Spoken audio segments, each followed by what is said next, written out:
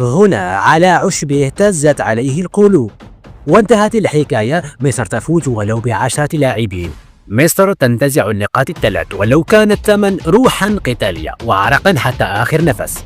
هدف وحيد كان كاتبا للفارق، كرة عانقت شبال في الشوط الأول، ثم تحول الشوط الثاني إلى حرب صامتة. مدافعون يقاتلون، أقدام ترتجف من الإرهاق، وجمهور يبتلع الخوف ثم يصرخ اصمدوا. ورغم حالة الطرد التي قلبت الموازين لم تنحني الراية. تقلت عدد اللاعبين لكن تضاعف الإيمان. وضع الفراعنة المتاريس أمام مرماهم وبنوا من صمود جدار أعلى من كل هجمة وأثقل من كل دقائق الوقت الإضافي. صافرة النهاية انتصار بطعم العرق، بطعم الخوف الذي انقلب فخرا، وبطعم نقطة تحولت إلى 3.